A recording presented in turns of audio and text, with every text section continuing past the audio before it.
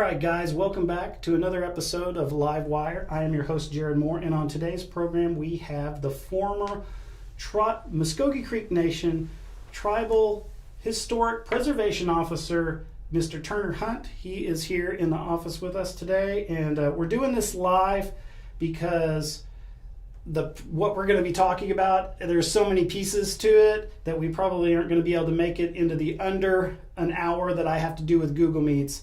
So we're going to do this live and we're going to go through that. As usual, if you have a question, pop it into the chat. Before we actually get into the allegations, there's a couple of house cleaning things I wanted to do. They're kind of big, but we're going to go through them. First off, what catalyzed this interview that we're going to do? We've been speaking with Mr. Hunt since December about this story, and he recently went on a Facebook page that is Mvskoke Women Who Want to Learn, and there's a link to the presentation that he gave to their group in the description of this video, and it's really good. You guys should go check that out. It's also really long, but it has a lot of great information in it, and also the group is good. So go check that out after we get done here. But at that point, we were like, well, the cat's out of bag, so we'll have Turner come in and we'll do, basically, we're going to go through all of that stuff that is in his allegations that was presented there. Also, one of the things that everybody was talking about in relation to this was some commenters had pointed out that Representative Galen Cloud had a prior embezzlement conviction that he pled guilty to that was a misdemeanor in 2008. So in order to clear the air on all of that stuff, I wanted to really quickly run through that. There is a link to the court documents in Mr. Representative Cloud's case in the description of this video if you want to go in and read them more in depth. But really quickly, I want to switch to this and go through it really quick. So what we're looking at here is what's in that Google Drive. This is the amended misdemeanor information. So this was a misdemeanor, okay? And that's why Galen was able to run for council, because the Constitution says you can't run if you have a felony, but this is a misdemeanor. And what happened in the case is, I'm going to scroll down here. So what we're going to read here really quickly is the Inspector General's office came down and did interviews in relation to this case, and they interviewed Galen Charles Cloud, you can see there, on April 1st, 2009. And it states that Cloud admitted to fraudulent usage of a fleet card, and then he explained that during work hours he would meet his wife, purchase gas with fleet cards for her privately owned vehicle. In addition, Cloud explained he conducted fraudulent transactions to provide fuel for his truck and to fill red fuel containers. So, oh, one more thing, sorry, before I switch back. We've looked at that. I want to bring up really quickly, this is the release and satisfaction of judgment. So the result of that case was Representative Cloud had to pay back the money to the Creek Nation, or to the court, which he did, and everything, he served his probation, so everything's fine. It's all under the water under the bridge as far as the court system is concerned. Okay, so that's out of the way. And also, I wanted to give a shout out to Aaron Griffin, because I know he comes on and he watches our channel, and he asked the question at the end of the other presentation that the link is in the description to. Why wasn't Mvskoke Media doing anything on this? We've been working with Mr. Hunt on it, so it's coming. And there's going to be a bigger write-up about this in the future. But because everybody had gone and seen that, we were going to bring that to our audience too. Let's go into, first off, thank you for joining us tonight, Mr. Hunt. Thank you. I appreciate it. Thank you for having me. It's kind of bittersweet because, I wanted to avoid this at all costs. I tried to do this behind the scenes and, do the quiet part and save face for folks. But after what happened at the LNC committee meeting, it kind of changed my perspective, and I had to go public because they wouldn't allow me to become involved in a simple legislation that is just it's representative of a number of things that are problematic with compliance with the National Historic Preservation Act. So yeah, and also that's one of the things we were talking about is, we were doing our coverage from the standpoint of we're going to try to keep you out of it as much as we can, but at a certain point, like you as the person who's blowing the whistle have total control over when you can come out and talk to everybody and whoever you want to talk to, and we absolutely support that. So, but let's go into the allegations, because there's people watching, they don't have any idea what we're talking about. So take us back to the start of when you were going to go into the THPO position, and because you kind of had some requirements that you wanted to have happen, right? Or are we ready for your presentation? Yeah, I mean, we can. Let me give you the plug, and you can plug in. Bear with us, guys. We're just going to swap a HDMI here. Should be upside down. I'm just going to wait until I can see. All right. We are on the Mado slide. Are you ready? Is that the starter? That is the start. All right. Here you go. Now the audience can hear us, and they can also see what's on your... See what's going on. Excellent. Yeah. So some of this is very similar to the presentation I gave the other day.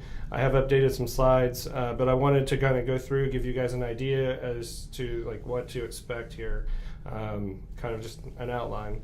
So the first part of this is who is this guy? And I'm that guy in the picture. That's a delegation that was at Alabama State Capitol. It was for a memorial for David Moniak or McNack, who was a West Point graduate.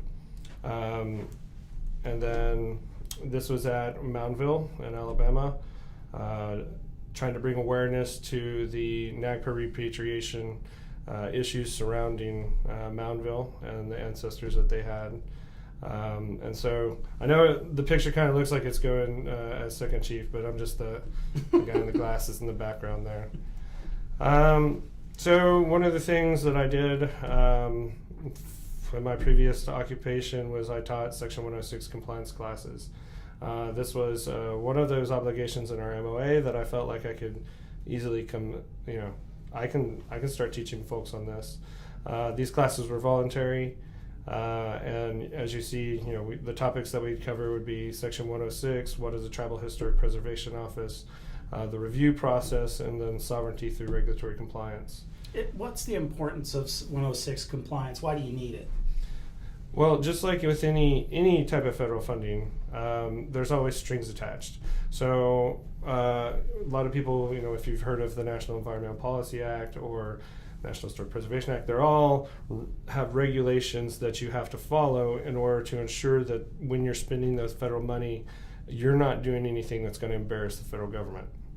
So the whole Section 106 process is, from start to finish, if you have a project, do a flow chart all the way through the process. And I'm a little rusty on it, but like 800.2 is initiating the process, 800.4 is identification efforts.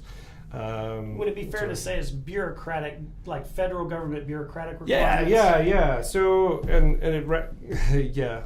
So for any other veterans out there, especially in the Army, you may hear the phrase AR 670-1. That's the Army regulations that I had to wake up and make sure that my appearance was in compliance with. Right. So there's rules for everything, and so Section 106 are the rules for using federal monies when it comes to historic preservation. Okay. So copy of my appointment letter. To be honest, this was one of the proudest moments of my life. I was, just became the THPO for the 4th largest tribe in the United States. After McGirt, the opportunities there to exert sovereignty and do things that would benefit the citizens here, it really gave me a lot of hope. But I've also done, history talks. History is not necessarily tied to Tribal Historic Preservation Officer. I know it can be a little confusing, but a lot of people who take on these types of jobs in let's say with states, they're trained in historical architecture or archaeology, and so they fit into the role, but they also have their background in understanding history and stuff. And so While my job was a THPO, I also understood a lot about history, and so I was able to give some presentations on that. Well, and I don't think we've talked about it, but you might touch on your educational background too. How you got in. You're not just like a guy off the street. Yeah, not a guy off the street. So, let's see here. I got off active duty from the 82nd Airborne in 2012, earlier in the year, and so I applied for OU. Basically economics. So I was like, it sounds like, I don't know, maybe I'll learn something fun out of that. And that was the plan. Started on it, and then the next year, that's when the Historic Cultural Preservation Department hosted a symposium, and the whole thing came up because these were a lot of non-native academic folks who basically made a career off of writing about our past, which I learned a lot from them. But one of the largest complaints was where are the Creek archaeologists, where are the Creek historians? And so since I wasn't really too dead set on economics, I was like, you know what, I think I can do that. So that's kind of what set me on the course to kind of focus on all this stuff, because I mean, I'm sitting here talking about a THPO now, but like my first course at OU during my graduate program was public archaeology. And so that is section 106. That's all the compliance and regulations that are in it. And then the final for that is I wrote it over the Tribal Historic Preservation Program. So overarching, how does the THPOs work? What's the functionality of them? What do they represent in terms of tribal sovereignty? So I was decently educated on it even before I ever started work with the nation. Here's another example. So there's actually two veterans in that picture there. And so that was when I gave a talk over trying to protect the Okefenokee Swamp down in southeast Georgia. And so it was during the National Day of Prayer, and I hope folks understand our connections, our historical ties to the Okefenokee Swamp, because it's a beautiful place. But the other one, we have folks that contact the office all the time. Again, because of the kind of misnomer Tribal Historic Preservation Office, you'll get folks contacting me asking about history, and again, not outside the parameters of what I could do. And so these were always done with permission. If a reporter asked to talk, we'd run it through the proper PR channels and stuff. And so I worked with a reporter for the Tallahassee Democrat to bring awareness to the bicentennial of Tallahassee and how there's issues around that. So that's where I always try to fit in and bring awareness and education, not just to folks down in Tallahassee, but people here too. I mean, that's actually my main target is other Creek Mvskoke citizens. So again, this is just a little bit last slide on who I am, because I'm always concerned about becoming a monster with too many eyes. But the slide with my title underneath it, that's a video that the nation put out about the Great Seal. I also gave, I mentioned earlier, I gave a presentation, but this is the same one from Mississippi Department of Archives and History. And then one of the proudest things, this picture down here with the bus, I organized a tour of the Browns Mount property. And the Browns Mount property, there'll be a little bit more about it in the future.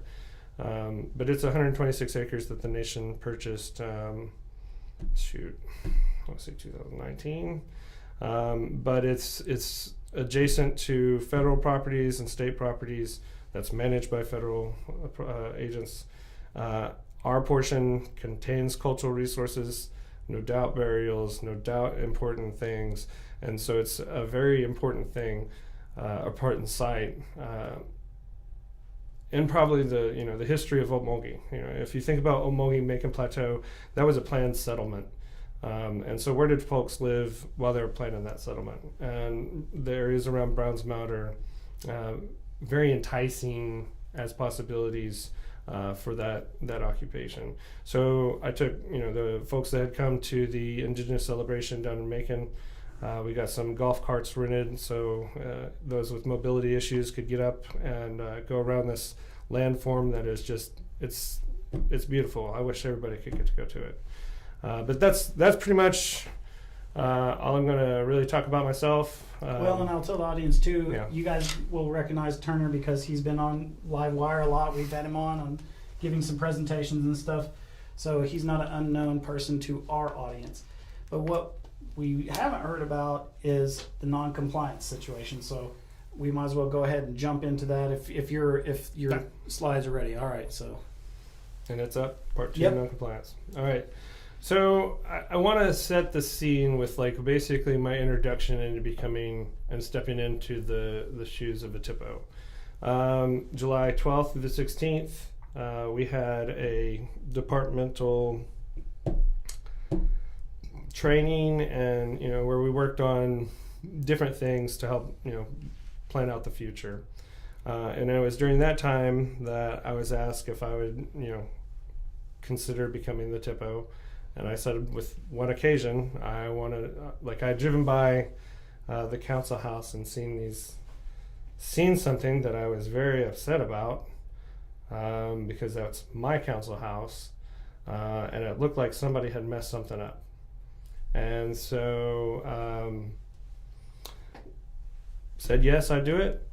Basically, the 16th was a Friday or Thursday or something. That Monday, July 19th, is when I basically started my little investigation. And that investigation started with a Google search, Okmulgee roundabouts, and News on 6 has that. So do you want to go ahead and pop, because I've got the News on 6 stuff on my laptop. Do you want to show them the News on 6 stuff we're talking about? Question? All right. Sorry, guys. This is the way we have to do this.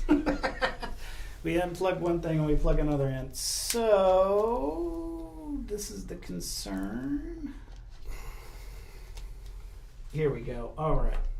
So this is a News on 6 story. Let me make it a little bigger so you guys can see it a little bit better. Okmulgee works to make city more pedestrian friendly. I'm not going to play the video part just because I'm worried about Channel 6 making a copyright claim on our video or something like that. But I'm going to scroll down here and see if the quote that Turner wanted to get in here is in the story itself. What was the quote, Turner? Because you said it was going to... This project will fundamentally change the way the downtown district looks or feels or something like that. Let me see if I can just play that thing. News Channel 6, please don't... We can do commentary on it. Yeah. Hold on a second. Can you guys hear that? I don't know if you can. Hold on a second.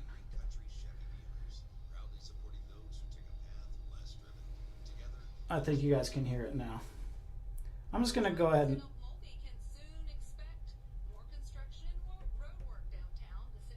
I think you guys can hear it.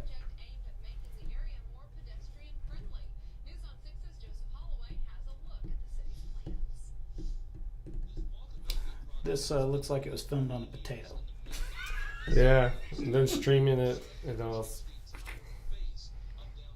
There it was. That was it. Yep. Hold on. Let me back it up. Okay. I don't know if you guys heard that, but that was the quote.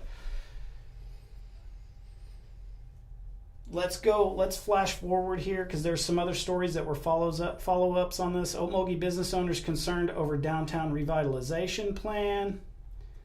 And then, Okmulgee, this is News Channel 8. Okmulgee business owners call new road project a death sentence. And if you go through and look at these stories, they're basically saying that the construction on the front is going to make them not have parking and that it's not a good deal.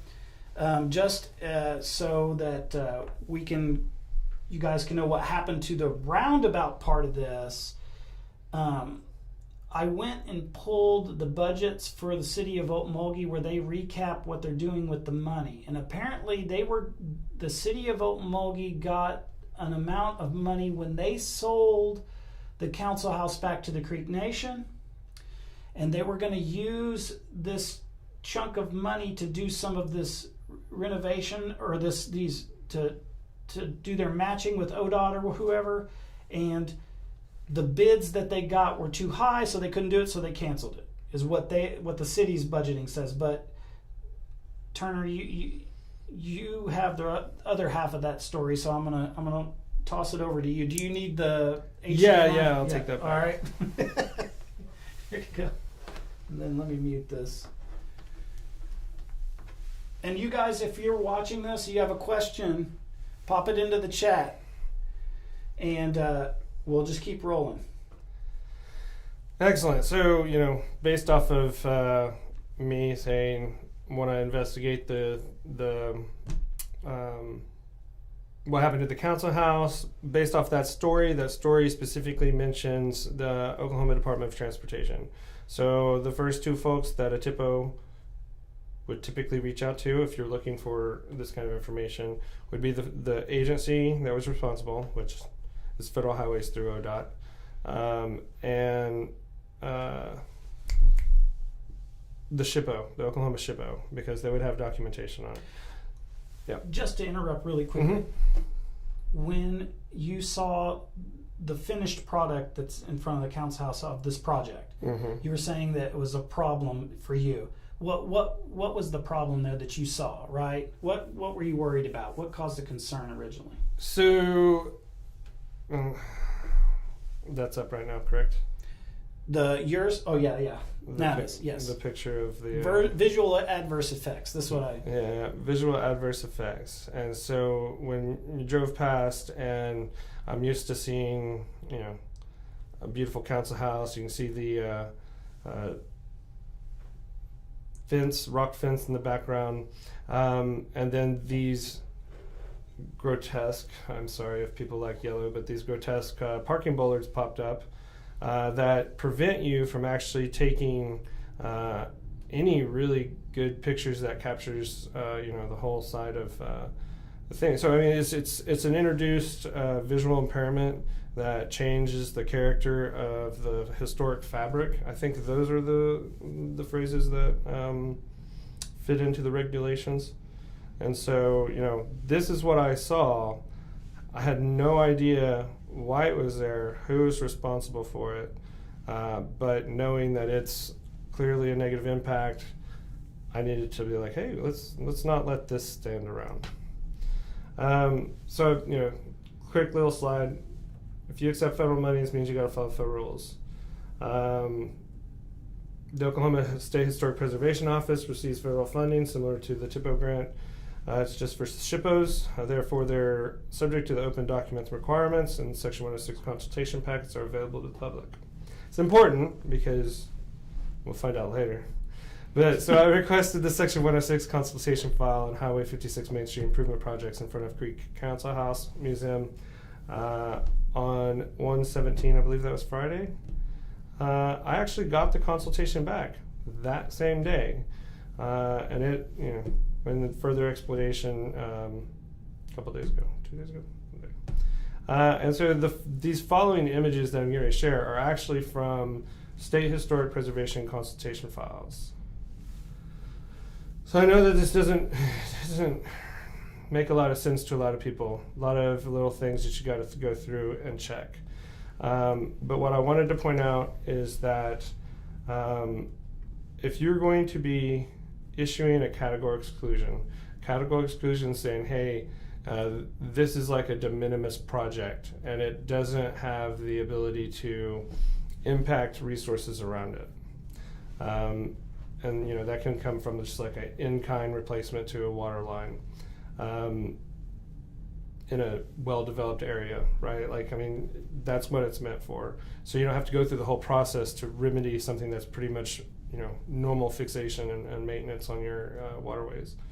Or anyway, so in order to fill this out properly, you have to answer this question, and it's will this action affect properties listed or eligible for listing in the National Register of Historic Places? So they selected no. If they had selected yes, the categorical exclusion would not have been applicable. I see. And so they clicked no, even though it mentions earlier in the text that it's in front of the Creek Council House. So my feeling from this is that someone didn't quite understand the federal monies being used, the National Historic Landmark status of the Creek Council House, the fact that it's in the middle of the Omogi Historic District and adjacent to the Severs Block, which is, or it's part of it, but it's individually listed. And so it's part of a much bigger thing. So if you're doing any project in that area, like there's a whole lot more stuff you got to do. Right. They just kind of looked at the situation. They were like, well, it's the road, Mm-hmm. you know, and the road itself isn't part of a historical thing, so we don't need, it's no, right? Exactly. Yeah. I mean, I went back and forth with folks because I think it used to be pavement, and then what they wanted to do is go in and put brick, and they're like, well, that looks more historical than. And I'm like, yeah, that's one way of looking at it, but there's more to this. Right. Yeah, and so in that file from the SHPO, it has this thing that says, this is a request for Section 106 determination, outlines the ODOT project number, outlines that MCN intends to put $300,000 of travel transportation funds towards the project. As such, it would become a federal undertaking in which requires NEPA review. The federal agency for the MCN is TTP, is the BIA. And there's a lot of stuff that gets in there with the BIA. Right, and you might mention just really quickly the NEPA review. What is that? Right, so sorry to sidetrack you. No, you're fine. And it's funny. I'm glad I gave a class on this because really wasn't prepared too much for NEPA. But yeah, so essentially NEPA and National Historic Preservation. Well, what is that acronym? Yeah, is National Environmental Policy Act. Okay. Okay, so there are two different statutory and regulatory laws and regulations. However, they intertwine a lot. Mm-hmm. They have similar language, or the different language that means similar things. So, in Section 106, you may be talking about like a cultural landscape. For them, it's like, what is the living environment? There's just little different things between them. But the most important thing about NEPA compliance is that you technically can't finish NEPA compliance until you've done your Section 106 compliance, because that Section 106 compliance gives you the information to properly populate your, the cultural, I can't remember the exact word, but it's basically one of those key things that you're supposed to fill out during your NEPA analysis. That answer your question? Yes. So, let me Mm-hmm. let me repeat to you what I heard, and you can tell me if it's right. You've got to have a Section 106 analysis to do the NEPA. Yes. And so when the tribe took the transportation money to do this project, and it moved the classification up to federal, Mm-hmm. right? They've got to do a NEPA, and to do the NEPA, they got to do the 106, because the 106 is going to tell what blanks in the NEPA get filled in with what. Is that right? Yeah, that's the way it's supposed to work. Okay. All right. Let's keep going. I want to make sure that's the key phrase. Supposed to work. Right. Supposed to work. So, here's a letter from the BIA to Chief Floyd asking about it, saying, hey, look, you've made a claim. The contracting firm that was working for Federal Roads, MCN Federal Roads at the time, suggested, or what the application says, that it does not have the potential to affect historical properties. But obviously, there's some other requirements there. That agency needs to be able to make its own determination. So you need to send these documents for them to make their determination. So this was on March 15th. 6 days later, second letter from the BIA to Chief Hill saying, "Oh, we've received your application for a Cat X." So again, the previous one was, you're going to need to get all this stuff documented together so that we can make a determination. Mm-hmm. And then 6 days later, we've received your category exclusion, which is a less regulatory burden. Right. Yeah. So something happened in between those times. That's basically like the tribe is saying, there's not anything here. Yeah. We don't need to do this review. Mm-hmm. Okie dokie. And so I wanted to bring that back up because this is the checklist for exceptions, again found on the Oklahoma SHPO website, or through request, and highlight again that the presence of known historic properties, i.e.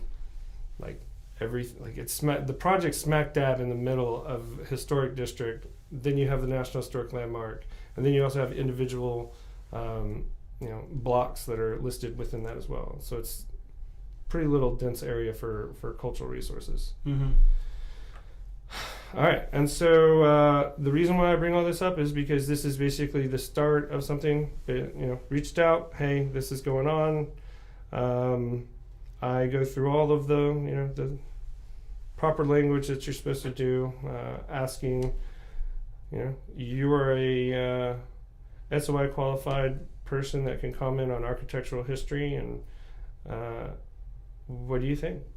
And of course, I wanted to point out we're looking at an email to Linda Ozan from the Oklahoma Historical Society. Is that it? Okay, so this was a correspondence I sent mm-hmm. as someone working on trying to get this project fixed out. Right.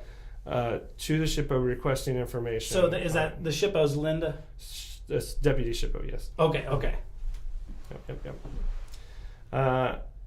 And so, some of these highlights. And what? Oh, I'll go back. So you. I did want to hit that again. Oh, okay. Yeah. No, there's just that the reason why this date is important, July 29th, 2021.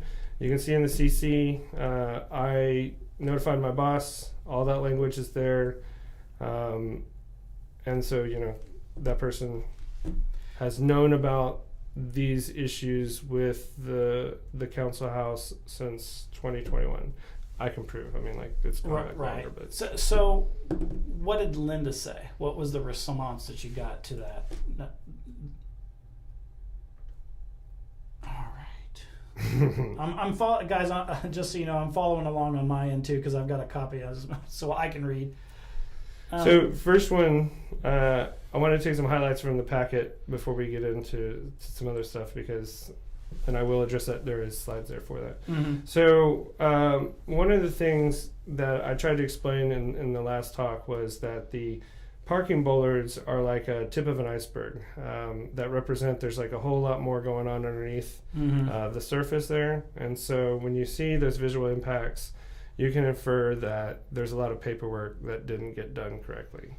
Mm-hmm. And so, when you're dealing with a National Historic Landmark, there's specific regulations, 800.10, that deal with, special considerations for National Historic Landmarks. And so those are usually handled by regional offices. And so John Olson at the Denver office, he has no evidence or indication of any consultation on the project immediately in front of the NHL.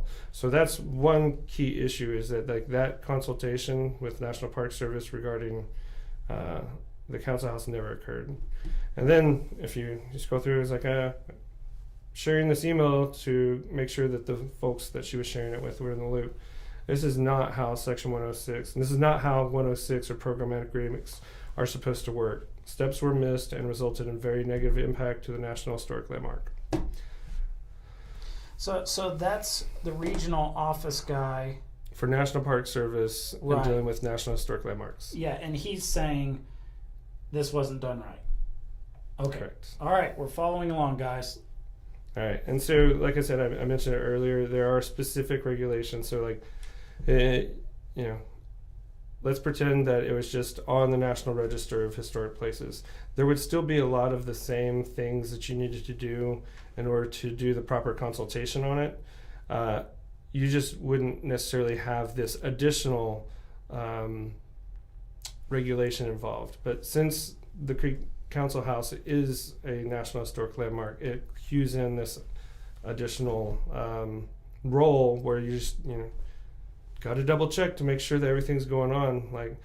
A lot of times, none of these projects ever get shut down. It's more like a cordial thing. It's like, hey, this is what we're doing. These are the measures that we're going to take to prevent negative impacts to it.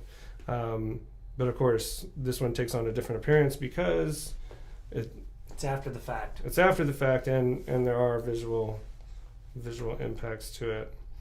And so, as we move forward in a lot of those rest of the discussions, July 29th, 2021, we'll get into that. Mvskoke Nation leadership was notified about the negative visual impacts to the National Historic Landmark Creek Council House. Leadership knew that they had submitted a categorical exclusion for the project, without acknowledging the presence of it. So it's a bad categorical expression. CADX. I'm going to call it a CADX because it's easier, but CADX is a categorical exclusion. There's no consultation with NPS. These are all things I continue to push from 2021 until my sacking. But if you go down there to this day, there's yellow parking bollards. Mm-hmm. So it's still there. So underneath all of this other stuff that's going on, there's these negative impacts to a National Historic Landmark that as a THPO, I'm like, hey, we got to kind of address this. And then it always turns into a... Yeah, who's at fault? Yeah, right. And so, as part of what I try to do when I have a problem is that I try to offer solutions. So, had meetings, had presented these alternatives. The top one there is San Antonio Alamo District, and if you're not really paying attention, you don't even notice the parking bollards. You can find that on Google or just a simple search. The bottom pictures are actually from the Choctaw Cultural Center. And again, there is something yellow there as just a person, and I didn't feel like, putting them out there. So. We've had a question pop up for somebody who joined in late, but I think it's fine if we go ahead and clarify this. Rodney Josie's asking, did MCN or the city of Okmulgee install the bollards? Sorry if you already said this, I'm late to this interview. So do you know who actually picked the yellow bollards? So, hear me out. I'm going to go back to a slide real quick just to show exactly. So when it says MCN intends to use $300,000 of funds on a project and becomes a federal undertaking and requires NEPA review, the lead federal agency for the MCN is the BIA. So what was the question again? Who picked the yellow bollards? So who installed them is the question, but I think they're saying who picked this particular type of bollard. Yeah. I don't think we don't know. I think anybody do. They all do this thing. Right. Well, but the thing is because it's a federal undertaking, because it was supposed to be have a lead federal agency, the BIA, then they're ultimately responsible. Now they're responsible because they're the lead federal agency for it, but they're also operating off of a badly submitted category, right? So then kind of failure to consult on so many parts. I don't know how far in the weeds you want to get, but that's just how I am. Mm-hmm. So the issue, and we haven't gotten to the THPO grant thing, guys. Stay with us. This train ain't anywhere near the station, but with these bollards, right? Mm-hmm. We don't know whether this is. How would you even? Somebody in our leadership. There would have been bids. Mm-hmm. And would the tribe have taken those bids, or because surely there's questions over whose property it is. I don't even is it the city's property? Is it the nation's property? The problem is it doesn't abscond the federal undertaking and their responsibility on it. But there's been folks that are like, well, let's just go and take them down and just leave it open, and that solves the visual impact of sorts, but it doesn't actually solve any of the non-compliance factors. Like I said, it's just the tip. So right. Mm-hmm. Well, that's going to solve the adverse visual effects problem, but it's not going to get the project compliant, right? Because the original paperwork wasn't done correctly. Yeah. So the way that you would address visual impacts is that you would go through consultation and you would bring in folks that have a role and a stake in it. So like Okmulgee Downtown District or whatever, the Main Street folks. You have Historical Society. NPS come in because they need to be consulted on it. So the idea is that you can come up with 3 or 4 different mitigation plans. And mitigation just means ways to fix it.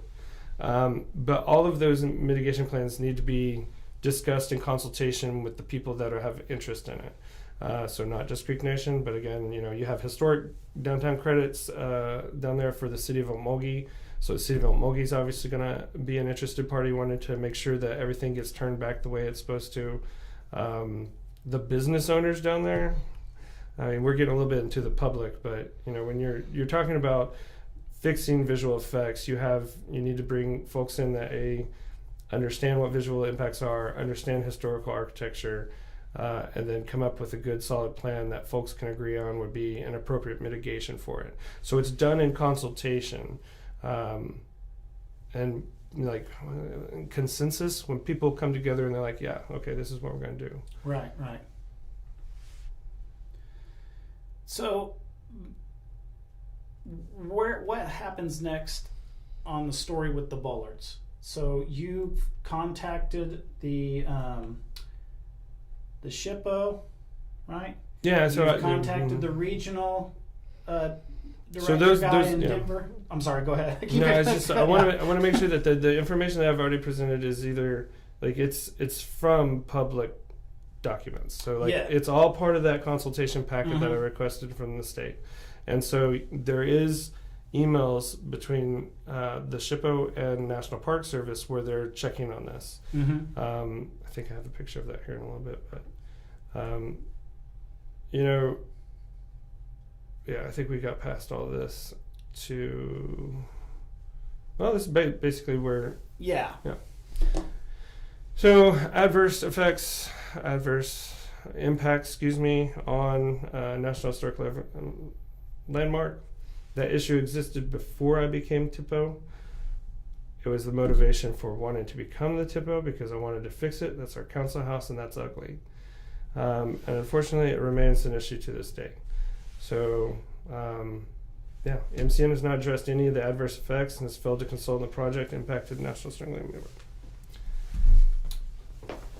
So this is where we're going to move on to more of the non-compliance information. Okay, so that, and I'm just going to shout at the audience real quick.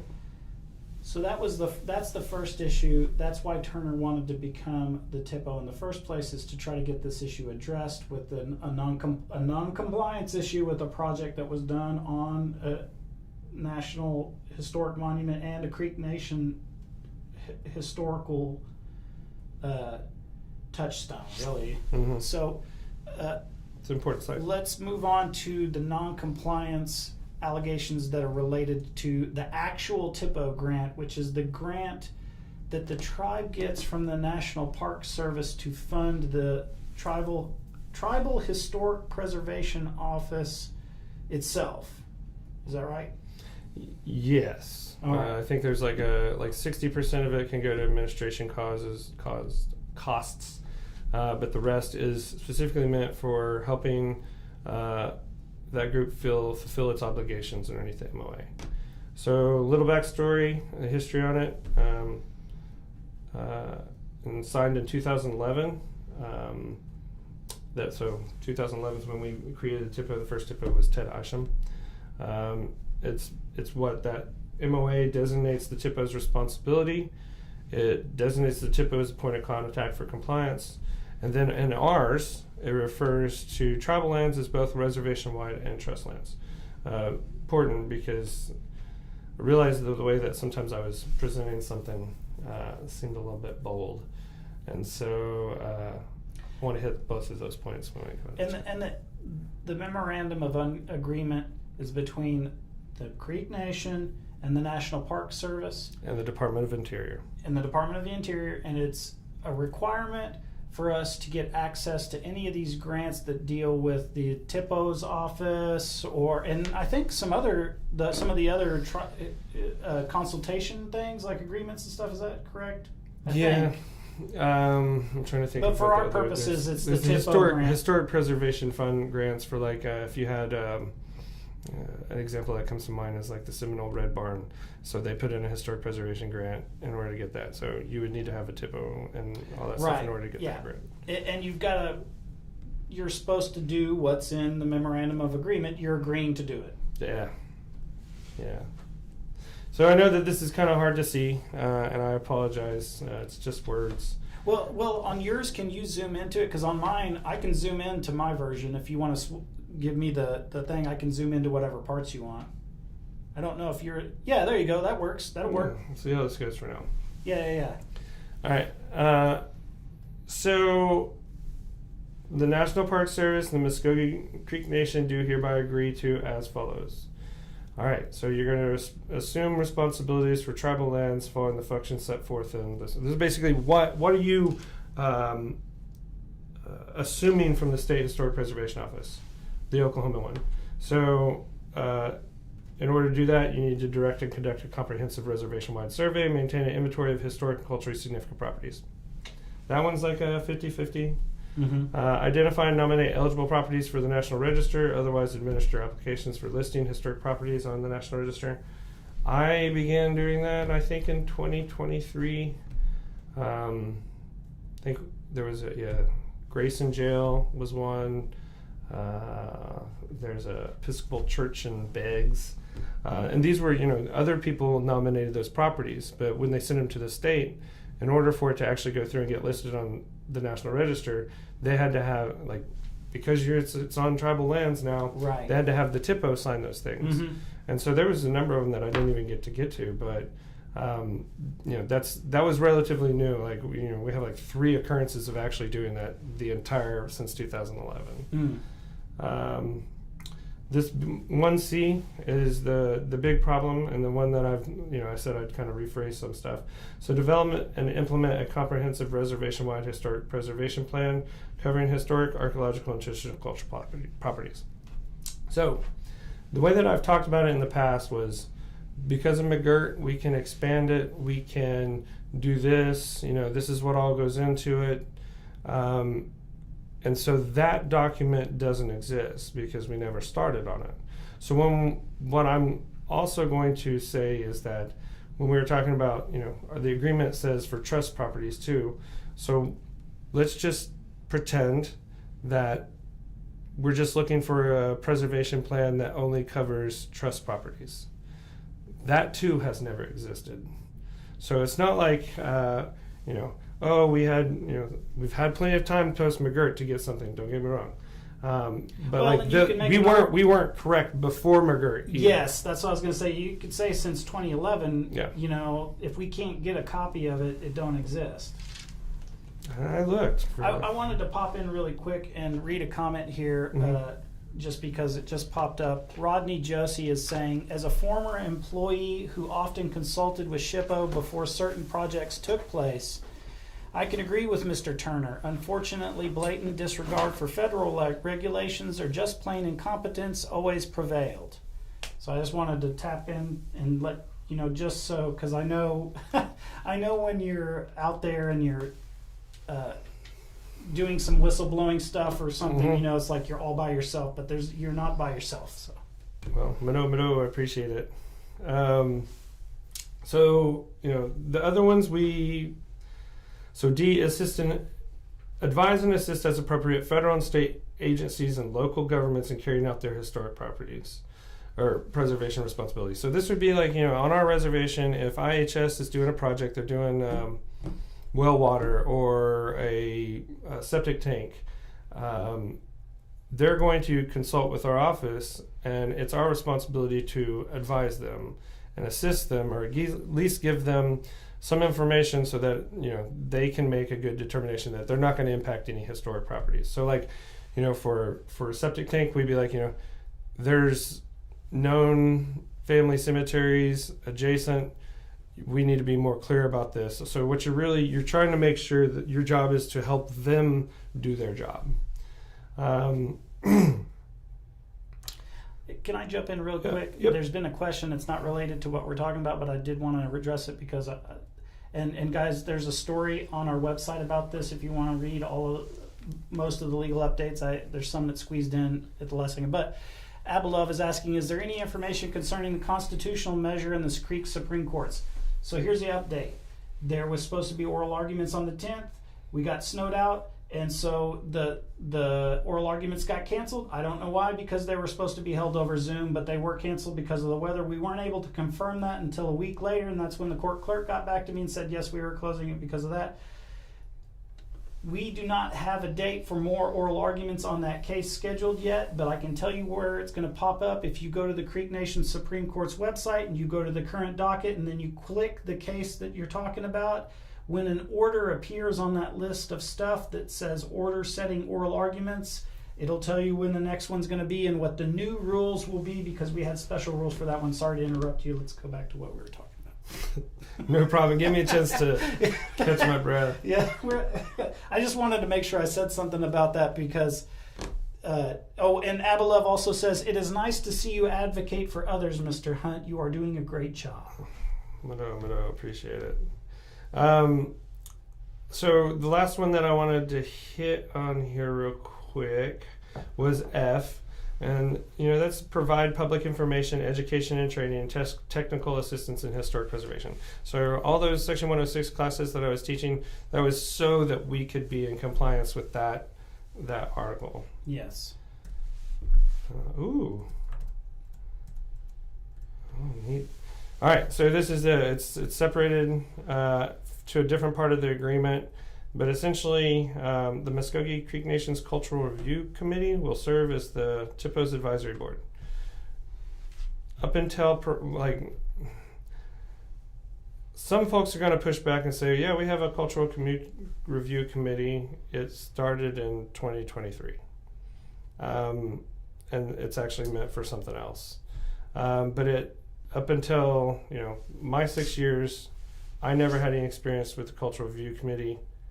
Yeah. Or knowing that it existed, and I never had any board act as, any group act as an advisory board for the THPO. And so that element is, we're not doing that. Yeah. Well, it's the first I've heard of it too, and I've been here a long time. Mm-hmm. And what's crazy is, I tried to get it set up, just like with a 5-member folks and stuff. And so, I put it in the budget in order to, small, I think it's like one meeting every quarter, $200 stipend, and we were going to provide food. So the total budget for the meeting was like $1,200. And so when I submitted that up, basically they said, in order for us to pay, it has to be codified. And so therein stopped any movement on the They wanted legislation to go through. Is that what they mean by codified, I'm assuming? Yeah. Okay. Well, legislation to go through, and I was like, well, I'm not defending anybody, but I will tell you, at the Creek Nation, from being here so long, that anytime you have a food or something at an event or any type of consumables, the bean counters, they start getting twitchy here. You know what I mean? They're like, we don't want somebody to get anything for free or whatever. We need to make sure that this is on the up and up. Mm-hmm. Well, okay, and then, the big one here is kind of bolded, because what that one represents is outgoing tribal consultation. It means that, there's lots of projects, and I need to clarify, there's lots of different projects and a lot of different ways that federal monies can get spent. So some of them will have like an active agency. I mentioned tribal transportation, right? It falls under BIA, so there's a lot tied to that. But some of the stuff that we're getting through ARPA or other ones that's like, hey, as long as you follow these rules, you're doing that. Those are the types of monies where it falls upon the THPO to ensure that you consult with folks. And the folks that it's specifically asking us to consult with are the indigenous communities that lived here prior to us being removed here. So, just off the top of my head, you would have Caddo, Wichita, Osage, Quapaw. You can easily throw all of our other tribal towns are, I don't want to go through them, but you can say just with those, there's 4 letters that you need to go out and you need to make sure that you're seeing if your project is never going to impact their historic sites or their ancestral sites, because we don't know those things. We're not Osage, so we got to ask the Osage if they know anything there or whatever. Right. So that's that role that's supposed to occur with outgoing tribal consultation. And then the last one there, which is missing from pretty much everything, is public input, participation by interested public. being able to comment on the tribe's plan, being able to take role in, this federal money. That's supposed to be something that the THPO is supposed to facilitate. I couldn't actually facilitate. I would have to be like, hey, you need to facilitate this, right? Now, are you talking about like if you were going to do something like that, you have to run through the PR department or something? Is that what you mean? When you're saying like you couldn't facilitate it, what was the roadblock specifically? I wouldn't have time. I'm overworked. I had a huge workload, and so I would have to, like, the way that these. I'll use the Corps of Engineers. They did a shoreline improvement something down at Eufaula a few years back. And so in order for them to fulfill their public requirements, what they had to do is have several public meetings at different communities, different times, different days, so that people could come in, see what the project was about, provide comment. All those comments got put into, a file, a document, and then that becomes part of the Section 106 or the compliance record of it. You can still go online and find shoreline, all the comments on Eufaula shoreline stuff, and so that's that whole public active role that's missing in this process. So when I left, I had reported that we were out of compliance, at least in these specific areas. This is from an email that I sent to National Council, my personal email. So make sure everybody knows that. I just have a good memory, so I can remember it all. And so, based off of what we kind of went through, there's pretty much some, like I said, there's a little bit of wiggle room on 1A. And then 1C, people were thinking that one version that I've done is a grand, we're going to exert sovereignty to its fullest. We're going to go 4,867 square miles. We're going to make laws that are great. They apply to us and to other folks living on the reservation. I forgot what I was saying with that. Well, the comprehensive reservation. Preservation. Okay, yeah. So that's one version of it. The other version is, what are you doing on Destin Ranch and Hannah Farms? Like, where's the preservation plan on that? That covers, our trust properties that we've had for a long time. Those should exist because from 2011 until, I became THPO, before McGirt, that's a preservation plan that should exist and should be the one that we would alter and edit in order to incorporate more post-McGirt, but it just doesn't exist. Yeah, we're talking about it, and I'm thinking about projects that, the hotel that was demolished down by the golf course. That was because we went. That was one of the first things that I did. Yeah, Fountainhead. They went down and demolished all that, and they were going to rebuild it. And there was all these negotiations with the Corps of Engineers about how much it's going to take to pay for the land and all that stuff. And there was never anything like that done on those things. Yeah, that's a tangential story that we could go down. Well, I was just thinking about projects that so many construction projects that the tribe has done. And for us to operate under this, you're saying, number one, we don't have the plan, right, that we need, and then there would have to be reviews conducted on basically any type of construction process on the entire reservation.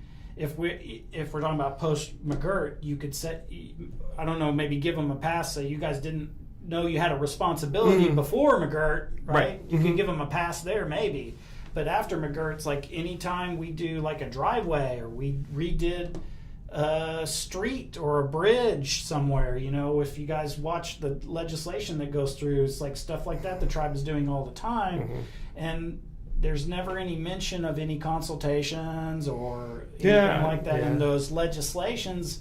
And part of the reason those legislations are happening is because they've got to say this much money's going out and we're signing off on it. And even if this is what it's supposed to be used for. Well, and if you want to take the responsibility totally off of the council, it's like they have some responsibility too, because they need to be making sure that all of this stuff that needs to be done is done. and they're not doing it, and then the executive branch also isn't doing it, and it's in their wheelhouse. Yeah. Sorry to interject, guys. Yeah, fine. I just, and like, you know, this is a couple screenshots off of the grants.gov website specifically about the funding opportunity, and I didn't do it. Supposed to blow that up a little bit, but what it basically says was the first closing was May 30th. So, you know, when this stuff came out, and we'll get a little bit more into it in the future, like I thought that if I could hold out till May 30th, that we'd be good.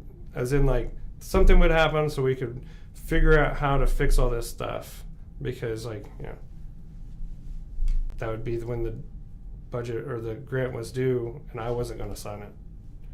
I gotcha. So at this point, you'd made your mind up, and you were like, I can't sign my name to a grant application when we aren't doing the requirements that are in our MOA. Is that it in a nutshell? That's in a nutshell. All right. Yeah. So this is, I don't know if we wanted to just show that. Oh, yeah. That video real quick. Oh, okay. Can you play it on your end? I don't know if I can take audio from your. Let me put it on mine, because I've got the page, and also I can run the audio. And earlier, the audio you guys were hearing was coming out of these headphones, because I forgot to plug a plug in, but I'm going to plug it in now. They said they could hear it, but it was real low. Let me actually, hold on. I'm going to turn this down a little bit. Yeah, get them blasted. RIP headphone users coming up. Let's see, where was I? Okay, what are we looking at here, guys? We are looking at the National Park Service's website, and this is the THPO grant application information. And you can see here, you guys can find this, you know, if you Google it, it'll come up. You can read all this stuff if you want to. It has in-depth information on how to find an application, preparing to apply, completing the application. But what we want to show you is this video right here. It's the training that they give to entities that are going to apply for this THPO grant to fund a THPO office. We're going to play about 1:40 of it, and I'm going to, you know, just be cautious of the audio here, because I screwed up earlier, but here we go. In this presentation, we'll cover the basics of how to apply for your Tribal Historic Preservation Office Historic Preservation Fund grant. THPO operation grants are awarded to cover the costs of eligible activities within program areas of the Historic Preservation Fund that the tribe agreed to assume from the State Historic Preservation Office under its initial MOA partnership agreement with the National Park Service. The programs of the Historic Preservation Fund include survey and inventory, planning, National Register Program, Review and Compliance, Development Acquisition Covenants, Tax Act, Certified Local Governments, Administration, and Education. Your MOA partnership agreement will state which of these programs your tribe agreed to assume from the State Historic Preservation Office. Each tribe must submit an application for their annual Historic Preservation Fund apportionment. Funds are not automatically awarded. Application requirements change from year to year based on changes in federal, agency, or program policy, so please be sure to follow the current year's instructions that are included with the application opportunity on grants.gov. Failure to follow the instructions will, at a minimum, delay our ability to award the grant funds, and at most may lead to the tribe being denied their grant funds.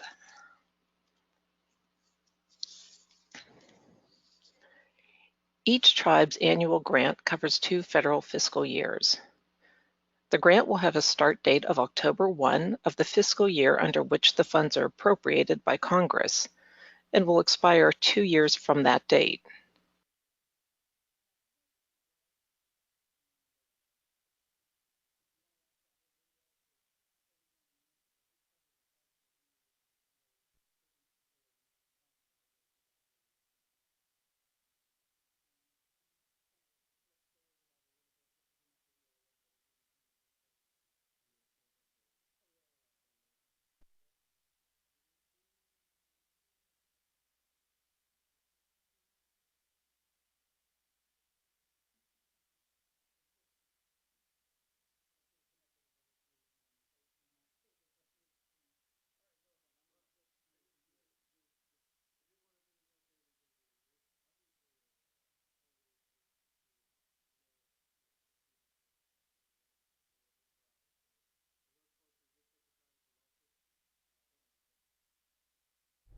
Is it this one?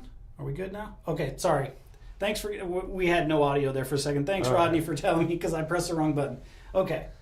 All right, yeah, no, I was just hitting back up on the fact that, it's 2.3K views earlier today, even though it's a really obscure subject.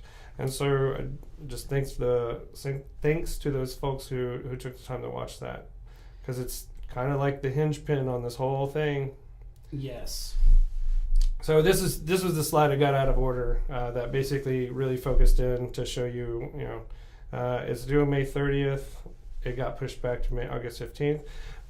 Maybe they move forward. There's time between when my termination happened and this time to get somebody else to say we're in compliance and submit it. Could have happened. I don't know. So this led to issues. So back in October, I had begun to let chain of command know, started at the top, then followed up with my boss, who's the Secretary of Culture and Humanities, outlining all of the ways in which we're out of compliance with the MOA.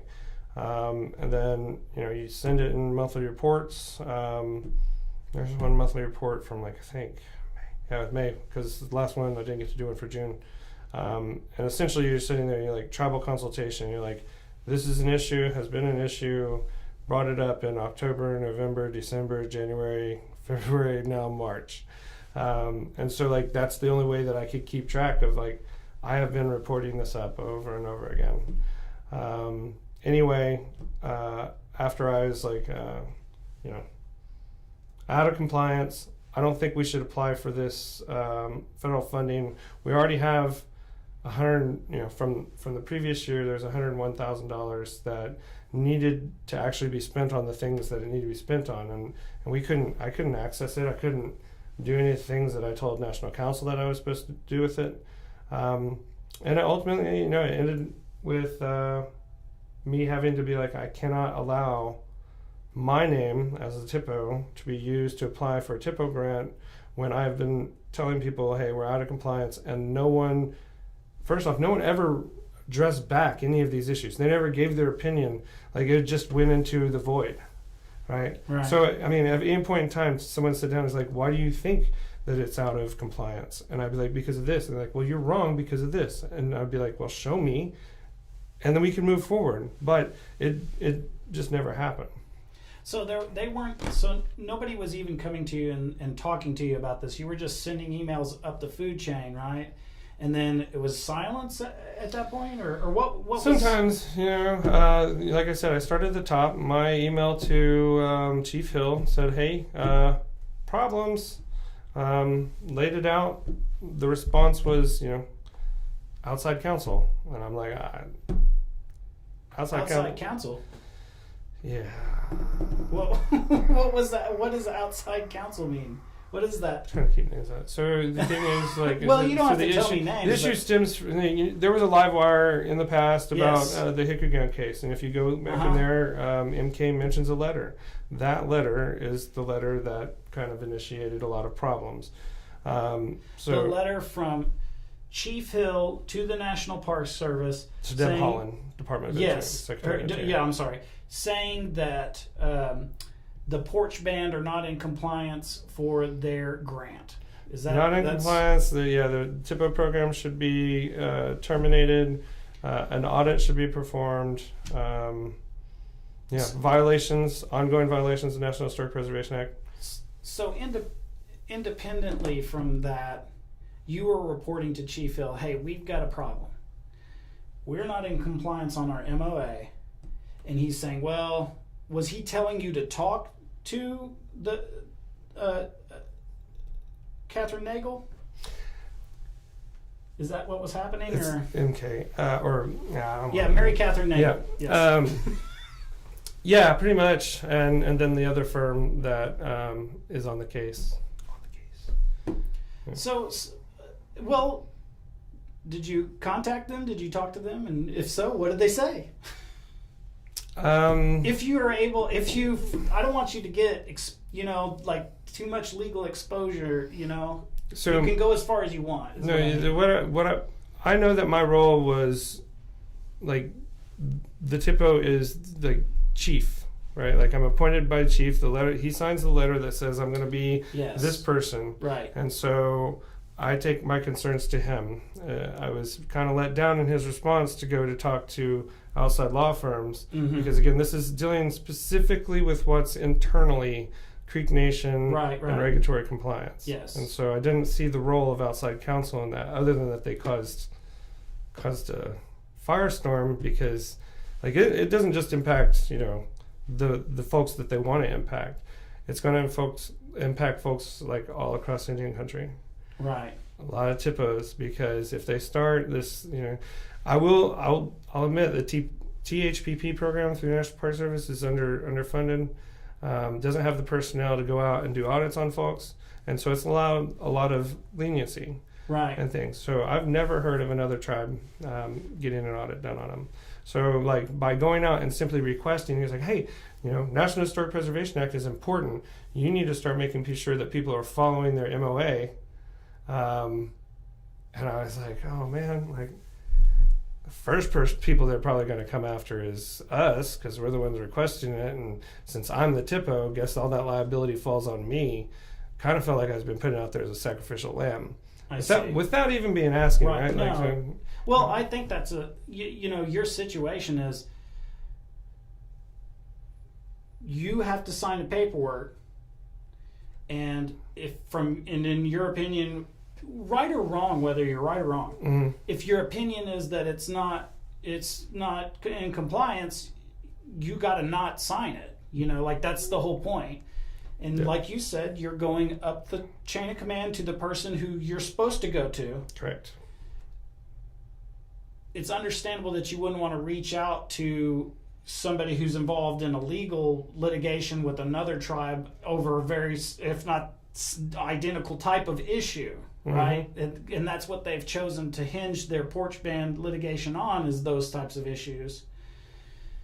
It would be, or do you want to talk about whether you contacted them, or what do you want to do? No, I mean I didn't contact them because you went to chief and you said that's what I'm supposed to do, and that's it. That's it, and then so that was like a week before the end of the month. So all of that information that I compiled for chief, I just inserted that into my monthly report. Okay. So that's where the whole part about continue to just put this in my monthly report. I'm like, and then, there's some times where I'd leave out, called preservation plan because I'd list out, the monthly 42 report, meetings. The monthly report, is this something to the Park Service? Or is this something that just goes up the food chain internally in the Creek Nation? Goes to Ray Lynn, as far as I know. Okay, so Ray Lynn gets it, but what's the purpose of it though? Is it supposed to go to the park system, or? Was it something you were assigned? If you I mean, everyone has to present a monthly report, shows what you're doing and all that fun stuff. How that information gets actually used is in the quarterly reports. Okay. So you may have, like I said, a THPO report that may be 4 or 5 pages, but the only thing out of there that they really want is your numbers, your metrics. And so, like, maybe that's the reason why some of this stuff didn't get seen, is because like those metrics are up front, right? And so if that's all you need, and then you move on, well, you never get to the part where I'm sitting there reporting noncompliance. The reports that you were talking about, though, that's why I was saying, like, is this something that's a requirement for an outside agency or just a quarterly reports to Creek Nation? Because if you guys don't know, the nation puts out quarterly reports, and almost every department really has to give some numbers of stuff that they're doing, and they compile them, and you can read them. They're online and everything, but that doesn't have anything to do with the National Park Service or anything like that. It was what you're talking about. The reports are just the ones they use in the quarterly reports here at the Creek Nation. Is that right? Pretty much, yeah. Okay. I mean, but again, these are... But you don't really know where are the information going. The THPO report would be in any other capacity something that is like a monthly historic something that needs to be maintained so that you know what the THPO's up to, and so I don't know. So when were you ever contacted by Mary Catherine Nagel at any point after you discussed this with Chief, right? Were you ever contacted by any of these other the outside counsel to say, hey, like here's what we're doing, or even before they decided to send this letter or anything. If it was me, I would have consulted with our THPO to say, here's what we want to do. Do you think that this is the right way to do it? What do you think? Did that happen? I will say that I was at a meeting with some folks, and the idea about the letter came up. I advised against it. Knowing that we would fail, and I listed out a number of things, the reasons why we would fail, and Was the main point of that we aren't in compliance, and so we're going to be going? We don't want the way to us. Yes, yeah. Okay, I got you. Right, like if we're not in compliance, the last thing we want to do is be going around asking for National Park Service to start coming down and getting people in compliance in trouble, especially when I'm the THPO, and it will only look bad on me when I'm sitting here trying my best to get all of this stuff actually, completed and back on track. And also that, like you were saying, for people that are not in the government who are tribal members, if that chain of events happens and it comes down to you, it's all of a sudden you're the reason that we lost this big lawsuit and everything, and that's not, and it wouldn't technically be accurate anyway, right? Mm-hmm. So we've gotten to the stage where you've reported it to chief, and Raylan knows, everybody here knows what happens next. That's when, a number of things happen. So between October, let's say between January and June, I had a couple of things that I had to do. The Enfilada Mochezi Archaeological Field School. So I was out there for 2 weeks, 3 weeks, off and on, to assist in what's going on out there. It was, our cultural resources responsibility for Browns Mount. And so I was in and out, but I had attempted multiple times during the spring in order to bring it back up with chief to be like, hey, we should really do that. And this is before May 30th deadline. And then unfortunately, some of the folks that you work with, I guess I should step back. So one of the things that happened was that the THPO is typically given a business cell phone, a telecommunication device. Mm-hmm. It's paid for. I don't know where the THPO phone has ever been. I never had a THPO phone, and so I used my own phone. Mm-hmm. And so, like when people would, reach out to me about things, it would be all on my personal stuff, right? Which I still have to this day. So all you people have texted me thinking. Just playing. I can't remember where I was going with that because it went. You were doing your THPO work with your personal phone. Yeah, I had to because I didn't have any other thing. So folks would get back in touch with me, and it was during this time that was really stressful. Been asking for a meeting, I think all week. Sent it on Monday, hoping that we'd get done Monday, Tuesday, Wednesday. Thursday, just really high stress environment, and I get a text from some folks, and they're like, "Hey, Creek Nation's PR guy got in touch with us, and I got a meeting with the chief." And I was nice, and I responded, and I was like, "That's I'm happy for you. I hope it goes well." But it ripped my fucking it ripped my heart out because again, mentioning, bringing it back up. All these things, and I can't, a reporter from a different state is able to get a meeting with him faster than I could. Right, so this is April time frame. We move into the May time frame. It's the field school. First part of June is also the field school. Termination happens the week after. And we should. Well, let's talk about the termination and what the reasons for the termination was officially and mm-hmm. all of that process. So what happened? So is that up right now? Yeah, I popped it up. All right, cool. So, it says it right there. Mr. Hunt went above the chain of command and sent an email to the National Park Service without authorization. This action jeopardized the THPO grant and the total of $97,491 due to the listed policy violations. It was determined that best course is termination. So, and this is you don't contest this. You say you're like, yes, I did this. You I sent that email. Yeah. So, and this email was an email that said we aren't in compliance with our MOA, and I am not filing for the grant. I like the signature. If there is a signature on it, it's not my signature. I don't have anything to do with applying for this grant because, in my opinion, we're not in compliance. Is that fair to say? Yeah, I had to add that little line. I asked, did you decline any submission from the THPO grant that does not have a letter from the THPO? So that was the thing. Is like there was pressure from my boss and the people that are above her that we've got to do this, and so they're like, well, we'll just do it, and I'm like. Really can't go around the THPO. The THPO is saying you shouldn't apply for it because you're out of compliance. Like, how does that work? So, right. My solution is make sure it has a letter from the THPO. Like, if I am convinced that we're going to take adequate steps to fix and remedy the situation, then I could perceive things happening a little bit differently. But if you're, that's why I wanted to leave it open. Like, don't decline it. Decline it if it doesn't have anything from the actual THPO. Like, the person that you guys have on record as being the THPO, like, that's the person you should be dealing with. Right. So.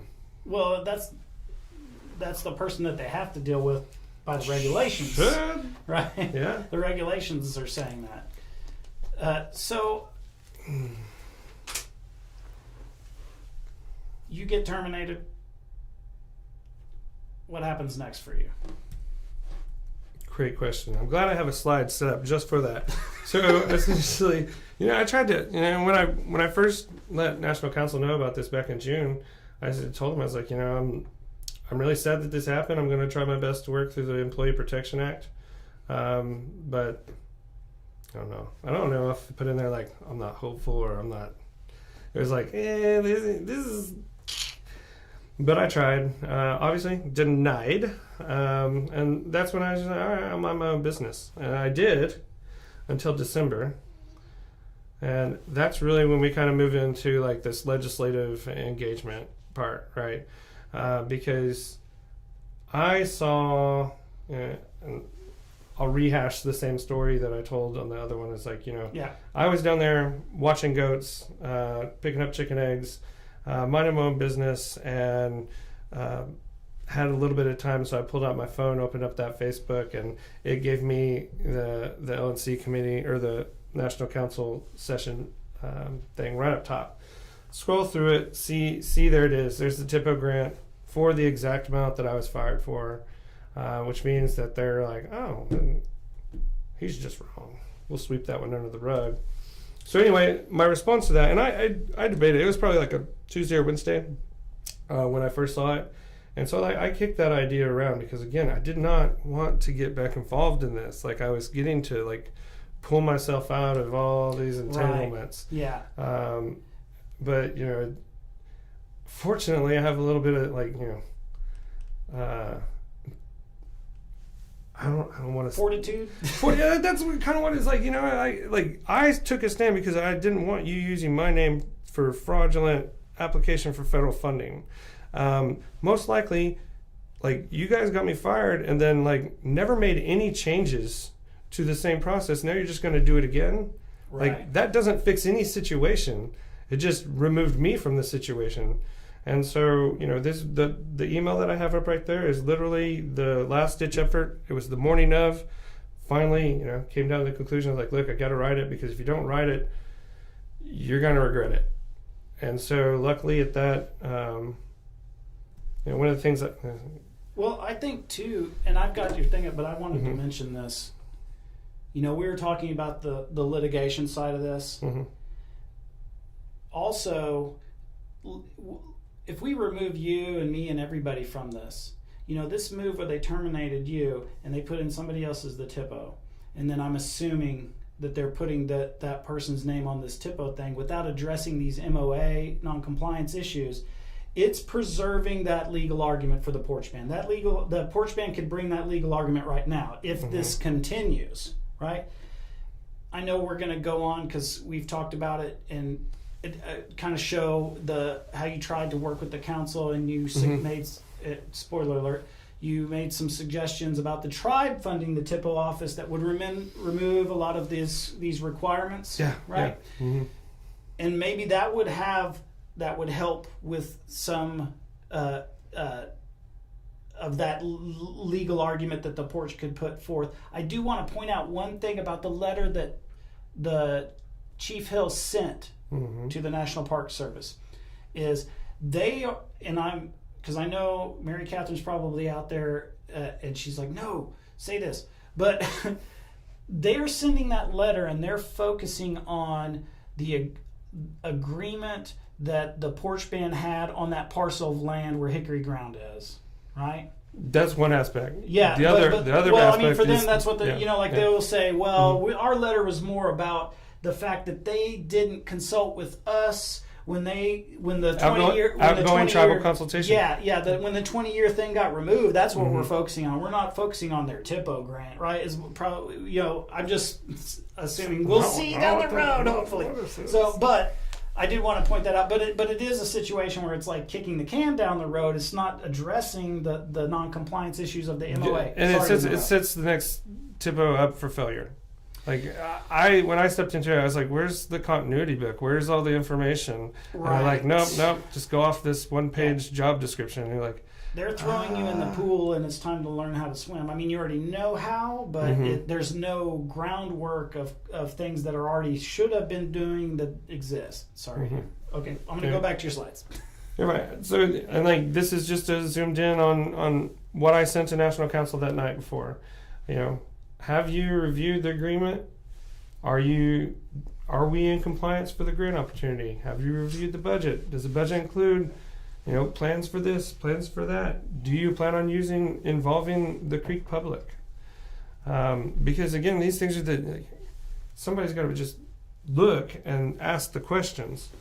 So the results of that, lucky, it got sent back to committee.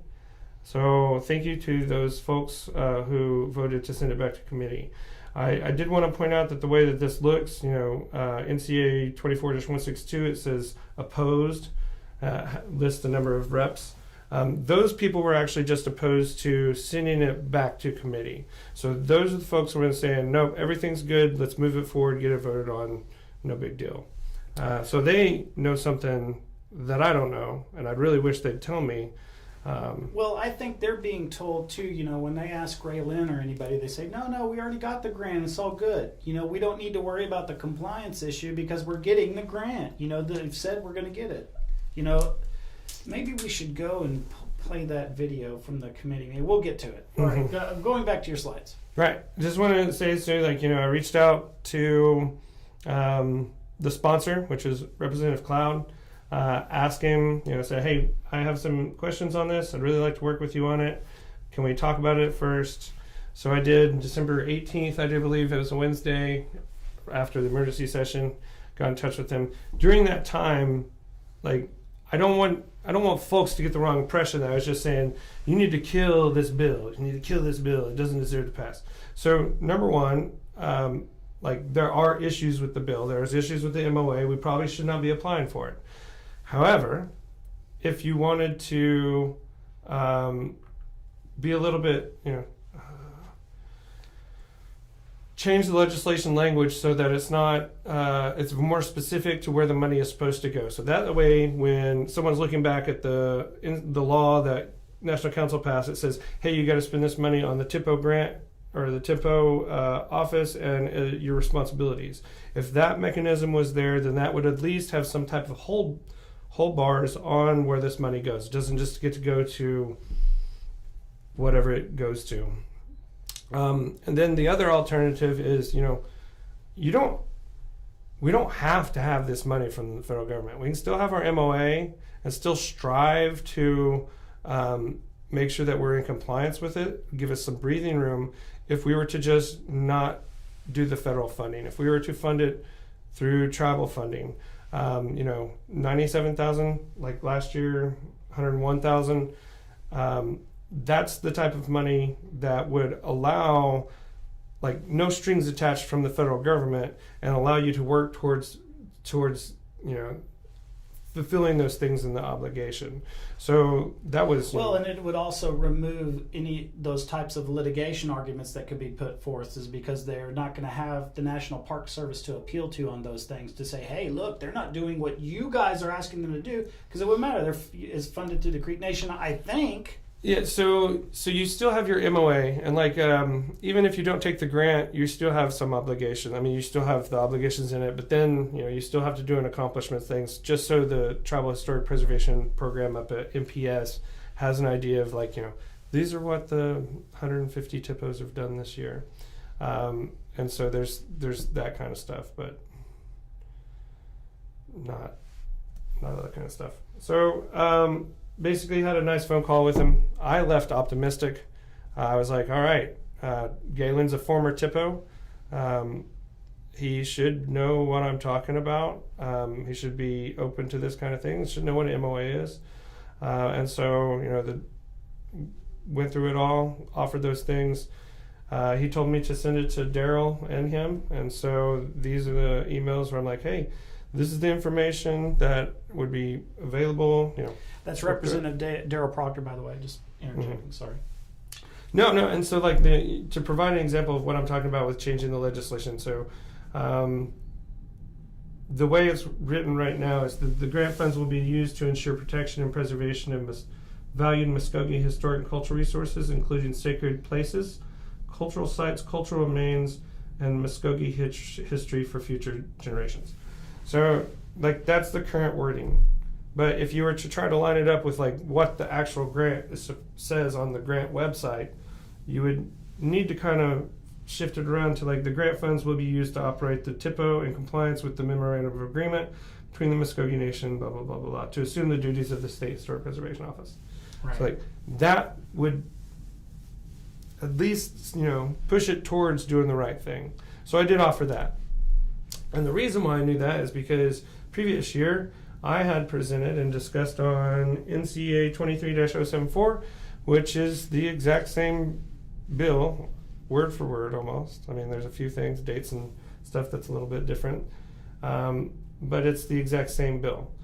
And so, I presented on it August 8th, 2023, talked about the money used for historic property management plans, expanding and starting on the reservation-wide preservation plan.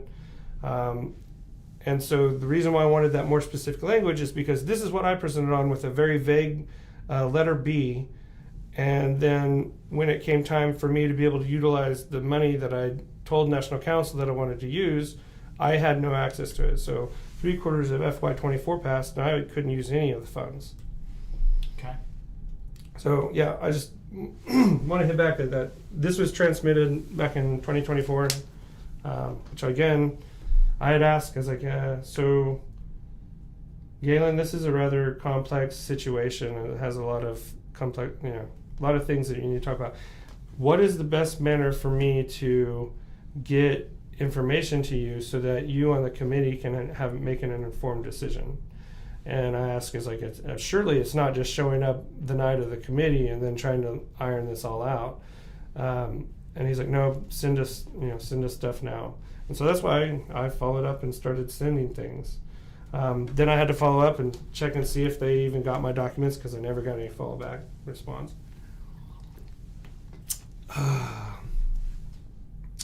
Then the day of LNC, reach out to Chairman Proctor, ask and see if I could speak. I do not get a reply. So my intentions are, well, I guess they do want to try to go and talk this out. This is our opportunity. So I went up there. I'm not going to get into a lot of some of the specifics on things, other than the fact that I was not allowed to speak. Folks need to understand that this is actually within the right of the chairman of any committee. He gets to choose whether or not someone gets to speak or not. What folks also need to understand is that these are the rules that the National Council writes for themselves. So, it's kind of like an unjust thing. Whether or not you have the power and authority to prevent someone from speaking doesn't mean that it's actually the right thing to do. And clearly, that's kind of what happened. So, someone wanted to exercise authority, silence me, and that's why we're all here tonight. So, okay. Well, I just wanted to interject there too. Is that I'm glad that you mentioned that, because that was something that I was going to cover. Is that the Constitution states that the National Council can write their own internal rules and policies for how they conduct meetings and things, and so that's how they're able. They go into executive session a lot, and they have people removed from meetings that they don't think should be in there or whatever, and then they have some meetings behind closed doors. So that is a thing that exists here, not necessarily a good thing, right? And in this instance, you followed what you could do. Everything right? I could do. You weren't given time to speak, and so that's what happened. They made their decision, and the meeting that you're talking about is on the National Council's website, and Galen Cloud does ask, some questions. Well, he asks Raylan, I wonder if we should just play it, because I can pull it up really quick. Let me see. The problem is I'm not for sure. It gets confusing because what there was time that exchange happens in the video and so on. But basically, he asks her if we are in compliance or we are not in compliance for this grant, and she says, "Well, I think she says we've already got the grant. Like this is just authorization for us to use the money and everything." And then they're like, "Okay," and they go on about their business, right? So that's my recollection of what happened. But if you guys want to watch the meeting, you can go watch it. And so he does, to his credit, ask some questions, but they could have allowed you to come and speak and explain in detail, like just what we're doing here, or even better, in any behind closed doors. In a committee meeting, they could, and then they could have you come in, and if they wanted to have it be executive session, and then they could ask questions and stuff. But they made the decision the way they made the decision, and I think from their standpoint, I don't want to speak for them, right?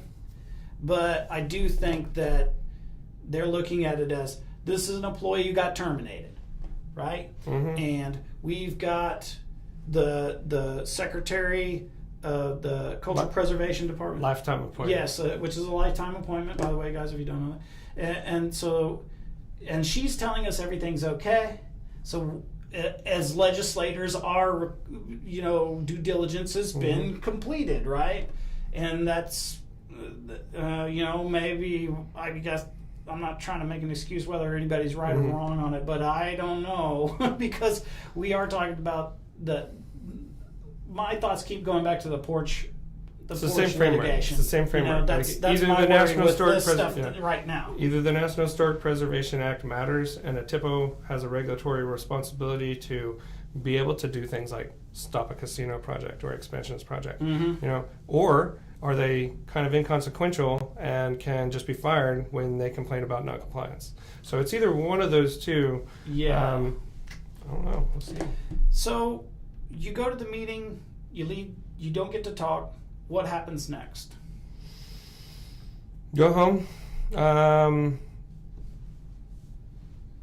Realize that don't really have anything else what else can I do? What else can I exactly? I was like, all right, court of public opinion. More citizens know about this. Educate people on things, then the better it's going to be. And so, I was trying to hit some things out there to give people some interest into it. Luckily, I was invited on the other talk. Now I'm on this talk. We have, this is basically the call to action, right? So we got NCA 2513 that's going through, or it's on the agenda for general session Saturday. So kind of like if it moves forward from there, then the entire National Council is complicit, or the ones that vote for it would be complicit. And that's because, this is the whole point. Like, once I tell you these things, you can no longer go back and not hear them, right? Like, if once you heard that we were out of compliance, you can't go back and be like, oh, Turner didn't really say that.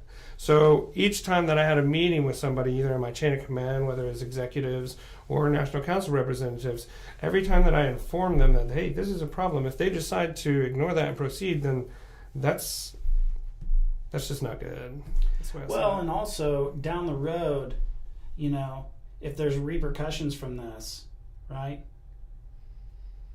Then they were, like you had your warnings way above, like you didn't have to do any of this. Really. I mean, while you were employed as the THPO, there were certain things that you had to do. But the meetings with the council and everybody after the fact, you're not required to do that. Nope. You could stay at home and just be like, hey, man, that's their problem. I don't have to deal with that. Yeah. But no, you came and you talked to them and you went through it. And also, there's also an element, and this is something that I see a lot, and it's discouraging for citizens, and I wish it would stop. But there's also an element of, like, you just don't matter. You're just not very important. Yeah. This isn't, I don't need to listen, even if you're talking about, because I know that when you have talked to people, and even when we've had some engagements, there's an emphasis on the fact that you're a veteran, right? And that you have done this for. We had this section about who you are, right? Because there's an impulse there from what's happened to say, I do matter. Right. And you ought to matter enough just being a citizen. You don't have to be like any of this other stuff. The council and people should be listening to you in the government because they work for you. That's just the basic thing. And especially if you're presenting them with this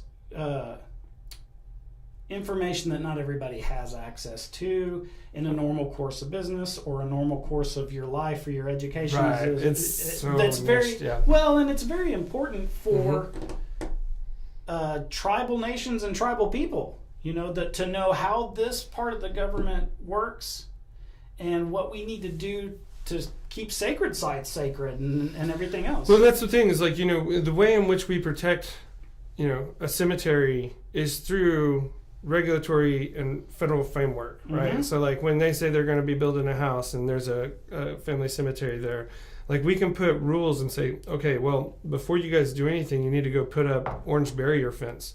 And that needs to be there the entire time because, we don't want anybody to mistakenly back into a family cemetery, something you don't necessarily recognize. So you're trying to protect those things through the regulatory compliance mechanisms. Yeah. So that's... Well, where do we go from here, Turner? Are we?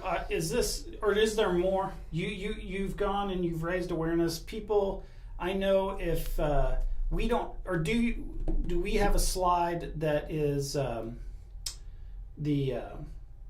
your contact information? I know. I took it off of this one. The other presentation. If you guys want to get it, though, his Facebook and everything is in the link to the other presentation. You can go and get it from there. But he's on Facebook and everywhere else. But really, if you watch this video up to this point, you've got a pretty good grasp of what Turner is saying, and you can go talk to your councilman about it. And however you want to handle the NCA, you can give him your opinion on it. Are we going to go any further on your? I do. I want to hit two more slides. All right. Because when you kind of have to unexpectedly leave a job, sometimes you have like unfinished projects. And so one of the things I wanted to hit on, because if you think that I'm just here to tear everything down, my goals were always to try to situate the Mvskoke Nation government as having the ability to exert tribal sovereignty to its fullest extent under the National Historic Preservation Act. That is why I spent so many nights up late learning all kinds of stuff, because I knew that was my role at that time post McGirt. If we don't do it now, we're not going to do it, and maybe too late now. I don't know. But, and I mentioned it earlier, one of the things we need to do is develop code. This will help this next THPO out, and the THPO after that. If it says in there, you got to be in compliance with your MOA, hey man, that would erase this whole thing. If I said it before, is like you run into the same problems over and over again. So why not have code that says, if you're using federal funding, you got to consult with the THPO. And if the THPO asks you to do outgoing consultation with A, B, and C tribes, then you need to make sure it's done and verified through the THPO and stuff, because that's its responsibility to make sure that happens. Browns Mountain Protection Act, this is in conjunction with the Archaeological Field School that I want to keep developing into something so that our students at the college can go out there and get college credit through UGA to become future cultural resources protectors. There's a lot to be done there. The place is amazing. Not fit for a casino. That's why it's a Bounds Mount Protection Act. It's trying to save it from gaming. And then the last one, which is, I hope I can get through this one. So I originally, this one's important because I think it impacts it's called the Vulnerable Citizens Act. It was originally called the Charles Kelly Act. And after discussions, I want to change it back to the Charles Kelly Act. Because what it did is the whole regulatory framework in it is essentially using after the fact consultation for federal projects. So essentially what you can do is you can create a group of people, i.e. vulnerable citizens. They're elderly, they're disabled, they have been put on hospice. And what you can do is you can cut the red tape. And we can do that on the back end. And so that we can get services to people quickly, much more quickly. And the reason why Charles is in this is Charles was a man in our department who I thoroughly enjoyed, and I miss his little giggle all the time. But he got sick and needed help with ADA stuff, and so it processed through housing, came to my office, and I tried to reply to it as quickly as possible. But the process is that they consulted with us and the SHPO. So until that 30 days had passed, there was no moving forward on the project. And Charles passed away later that week.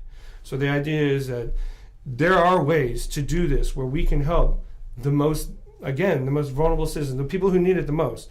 And people who, like, most times these houses are not houses that are historic in nature. The activities involved pose no significant impact to any historic resources above or below the ground. So the idea is that knowing that you can write stuff to get resources to the people faster. And since I got fired, I never got to follow up on that. But I wanted to make sure I got that one out there. All right. Okay, guys. Is there anything else that we need to go over? I got that letter from HR. All right, you want to do it? Yeah. Okay, guys, we're gonna do it. I'm handing the floor over to you. Let's take a look at. It's the last slide, right? Mm-hmm. Bonus material. Yeah. So obviously, try to become an active citizen. Help with the legislation. Denied the ability to speak at National Council, and then when I start to enter into the public realm, start bringing light to the shady areas of things. HR decides to send me a letter. I just got it today. I've apparently demanded 20 minutes to turn over everything within 24 hours. So I got to like 3:30 tomorrow afternoon. So I'll let y'all know about that. But one of the most interesting things that I found on there was that essentially they're going to use the AG against me on HR policy. So I don't know. I'll take some time and respond to this in kind. I just wanted folks, I'd shared that somebody had sent me a message. It would have been mailed like a day or two after the LNC committee meeting. So I just got it, and there it is. So, and also something to point out to you guys, Turner tried to work with the Employee Protection Act. And what this is the results that we're seeing from the Employee Protection Act is he didn't get any protection, but it's going to be now he's going to get the power of the state wielded on him. Apparently, is what this letter is insinuating, is that it's time for Turner to pay the price. So, could you zoom in a little bit on there, because the print is a little bit fine. I want to make sure that everybody out there that wants to see the body of this text so they can read it for themselves can get a good look at it. There you go. And read what verbiage is used and everything here. We have, since the part of our story in December when Turner started to take action, we've been in contact with Turner, and we are gonna still do a written piece on this, and we have been following along with this, and we're gonna keep following along with it to see what comes of this particular threat. And if there is any action Turner please let me know Mhm. as soon as you can, and we'll have you back on the program, and we'll go down this road. It's unfortunate that things like this are happening in the nation. The letter is, I mean, the non-compliance is bad. This also, the letter, it could be even, I would argue, is a bigger issue, even, because this is the government being wielded against a citizen, an individual citizen. He has basically no protection. It's really bad if you guys, from a civics standpoint, shouldn't be happening. And I hope that this letter is the end of it for you, and that there's no action taken on this, because it's ridiculous. Yeah, I would also, it would be smart for them to retain their documents. Yes, or I would postulate that you are completely covered under federal whistleblower protections, honestly, and you will need to probably, my advice would be to get a lawyer, and you can go up the food chain on that respect. Mm-hmm. I want to thank you guys for tuning in tonight. I know, yeah, I can pop it up. Yes, there's the last part. Okay, we're going. Yep. I want to thank you guys for tuning in tonight. I know it's been a long one. We wanted to cover all of the allegations. I do want to let you know that I have sent questions to Raylan about all of this to get paperwork and things and see what I sent the email, and I received an email back saying that she was out of the office. She will be back in the office next week. We'll see what response we get. If Raylan is game, I'm going to ask her if she wants to come on the program and talk about all of these things, and maybe we can address this point by point. I also sent an email to Representative Cloud to ask him if he wanted to address this embezzlement conviction from 2008, and I haven't received a response from him either. So, but if I get anything, you guys will probably, the updates for that particular thing will probably be in the written coverage, because I'm not for sure, but I think how we're going to handle that is that's going to be a separate story that will pop out in the paper, and it won't be embedded with the coverage on the non-compliance thing. I'm not for sure. I don't know. I mean, they're not really related. So. No, and I might be the person that writes it, and I might not be the person that writes either of those stories, so I can't guarantee anything. But it'll be in the paper. And then if I can get something going on here, we'll have it on there. But I wanted to thank you for coming on the program. It takes a lot of guts to do this, and especially when you're receiving these letters. Yeah. And people don't, or I don't know, I guess people would realize, you're exposing yourself to a lot of risk. And but it does serve a purpose, and it's things that need to be talked about, because if citizens don't know about it, definitely nothing can be done, right? So thanks for tuning in, guys, and I don't have anything scheduled for the next thing, but we are going to be following this really closely, so we might have something else up on here. There's not going to be a lawyered up in the near future unless any of these cases that we're following drop. So, but thanks for tuning in, and we'll see you next time. Mado hadum chihachatlis.